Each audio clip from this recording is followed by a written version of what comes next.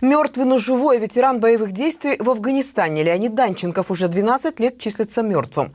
Однако он живет и работает в поселке Гагаринском. 49-летний мужчина более 15 лет назад потерял советский паспорт, но гражданство Казахстана так и не принял. И восстановить документы до сих пор не смог. Людмила Батюшкина с подробностями. Леонид Данченков живет в поселке Гагаринское. Он служил в Афганистане танкистом, участвовал в боевых операциях, был ранен, награжден медалью за боевую славу, спас командира из горящего танка. После войны работал в Темиртау на комбинате. В середине 90-х жизнь пошла под откос. Мужчина потерял и семью, и работу. Оставшись один, запил.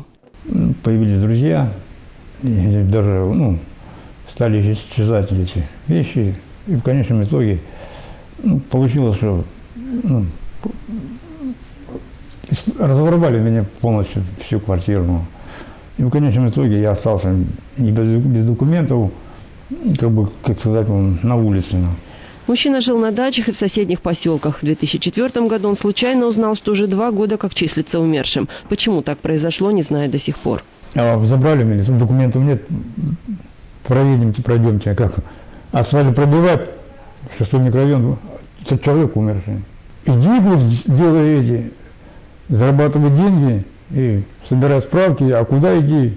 Мы, говорит, это без понятия, не знаю даже, закрыть меня не могут, и за что меня закрывать? И ни документов нет, я тем более умерший, уходи. И я ходил то по дачам, то я говорю, по Корнам, то в Красном Куте, и без ничего, на руках ничего нет.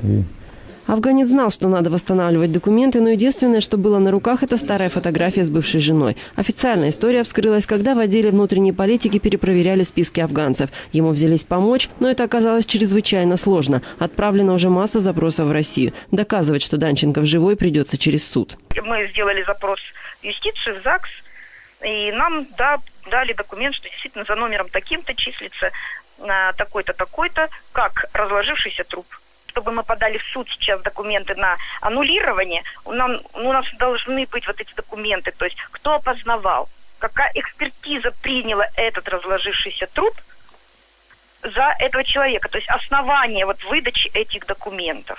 Сейчас Леонида приютил местный житель Ренат Канафин, случайно встретивший афганца на дачах. Он не только помог ему найти людей, готовых оказать содействие в восстановлении документов, но и предоставил ему жилье. У меня жена и одна дочка. У меня небольшая семья, а дом-то большой.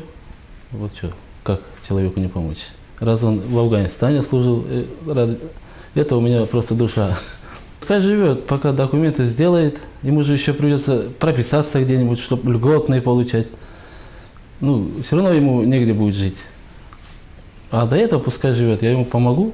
Восстанавливать документы Леонида помогает и Темиртауское объединение ветеранов Афганистана. Они вместе с чиновниками собирают документы по всем родственникам афганцев, в которых упоминалось его имя, и по всем учреждениям, где он когда-то фигурировал. Военкомат, место рождения, прописка в России. Только после установления личности можно будет начинать оформлять новые документы. Дело может растянуться не на 1 год.